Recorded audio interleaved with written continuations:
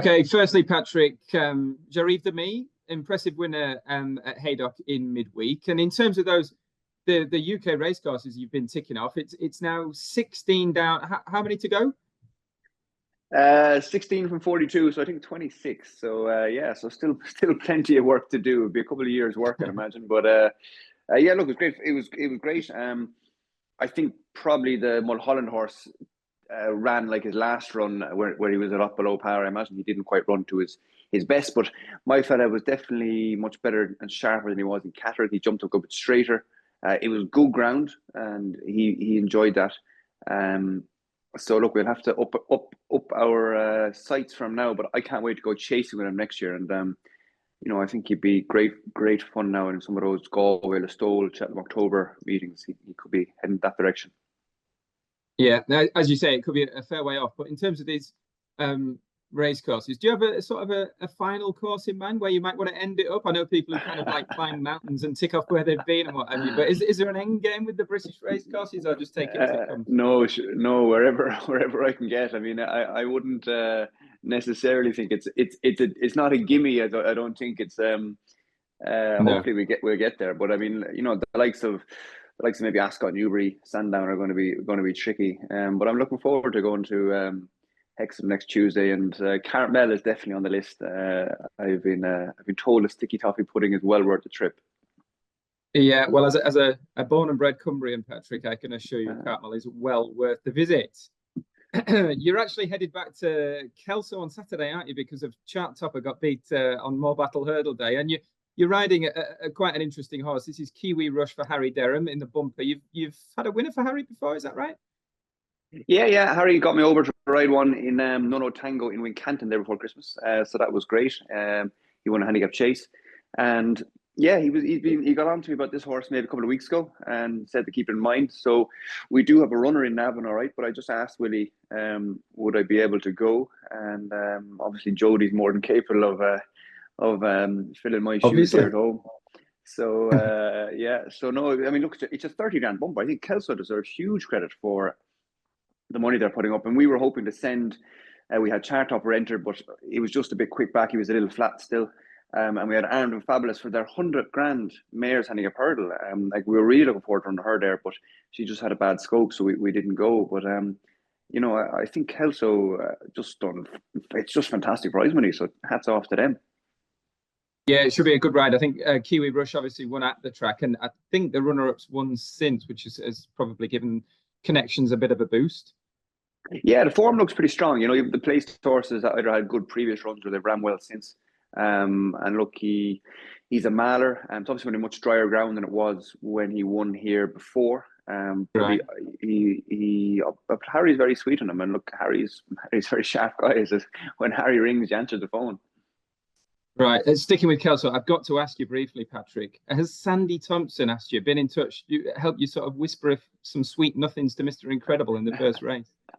No, I haven't heard of Sandy, but I don't think Sandy needs any help. He did a fantastic job at York Hill a couple of years ago, revitalizing him. So, and I've been following his adventures on social media. So he looked to be in great form, schooling around a point track there recently. So hopefully, I really hope he'll jump off and then they can run him in the national. I think that's why they bought him. So, and he's not an old horse.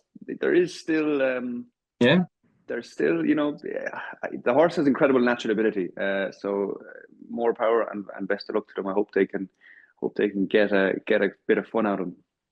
Yeah, I think he was about 12-14 to 1 for last year's Grand National. He's 100 to 1 currently in places, but we'll see how that unfolds. He might not yet get a run, but Hexham Tuesday. Then, what can you tell us about Willie's road to home? Is that's the plan?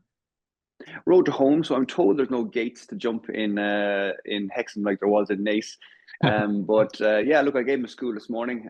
He's had 2 fantastic runs in Naas, and I'm told Hexham is a good stiff track. There's a good climb up to the home bend, and nice ground. And we're going to fly into Leeds and get up from there, I think. So hopefully we can tick that one off. Mark Prescott was telling me about the hedges, the wings for fences, which is quite unusual. So we're not going over fences, unfortunately. But no, looking forward to You'll love it. Hexham, yeah. You will love Hexham, Patrick, I can assure you. Navan Saturday, let's have a very quick spin through some of these chances. You've got Set a Chance, Paul Townend rides in the double green.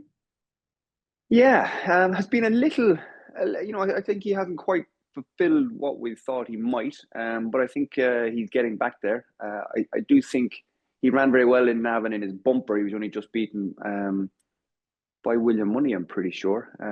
Definitely a very common horse. But yeah, I think he's going to run very well. I think it looks a hot little race. There's a couple of other good novices there from the top yards, but I just think things haven't really happened for him this season, and I just think on this trip and this ground, he could get it all together on Saturday.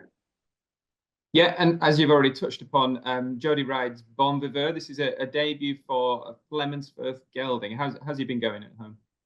Yeah, look, he's a nice horse. We didn't get him out last season, so we want him out this season. We want a bit of nice ground for him.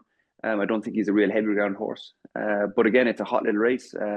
Derek O'Connor rides one for Gavin Cromwell, which was well fancied. And obviously St. Burrows Drive was second to Copacabana. So that probably sets the standard. So it's a hot little race, but we're hoping our fellow will run well. Okay, very briefly, I know you've got a few runners at Limerick on Sunday. Dr. Eggman, surely a good chance to break that one's duck. Yeah, look, he's been knocking on the door. He's been running very consistently. He disappointed when he went to Perth last year, but that was kind of the end of the season. And I thought it was a good run for his first run of the season last time out. I think he's come forward from that, and he should take beating. And let's just touch on Fun, a horse that you know quite well. Do you think she's going to benefit for 3 miles if she settles? Yeah, look, it's a little bit of an unto the unknown. We had her declared in Thurles the other day, but she's quite a heavy-shouldered mare, and we just err on the side of caution. Look, we ran High Class Hero, but he's a lighter type of horse. We just thought she's a heavier type of mare. So, look, her pedigree would suggest 3 miles. Her running style wouldn't. But we're hoping that there's a lot of jumping in Limerick, and we're hoping that might settle her. Sometimes horses, when they go over fences, they can settle, but there's more jumping, and it gets them to relax a bit more. So it is a shot into the unknown. Obviously, Monbeg Park sets the standard with his rating, but his rating is gained in handicaps claiming.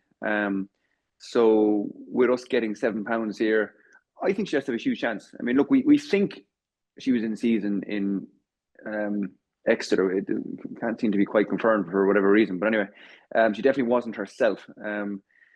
And I think if she gets back to her best, she has a big chance, especially getting £7. Yeah. Okay, good stuff. And just finally, is there one horse that you've seen or you've heard about over the past kind of week that's really bounced out of Cheltenham particularly well? Obviously, now the dust has settled a little bit. I know we spoke on Monday, but is there one horse that's kind of really thrived and you're thinking looking well with a bit of sun on the back? Yeah, I'm looking at Bambino Fever this morning. She's an incredible mare. I mean, like I remember when I saw her in the Friday room before I won her in Punchdown, I said, Jesus, this mare looks like she's in foal. And she's after going to Leopardstown, she's after going to Cheltenham, she's come home, and you still can't see a ribbon her. She's an incredible mare. She just holds her condition, and she was fresh. She had her tail there this morning. She didn't have a hard race in Cheltenham. And are you going to get back on her where she shows up next? I don't know. We'll have to cross that bridge when we come to it. But we might have to lock Jodie in a room somewhere. No, that's good to hear. Great stuff. Thanks as ever, Patrick. Good to catch up. Good luck over the weekend, and we'll see you very shortly. Great. Thanks very much.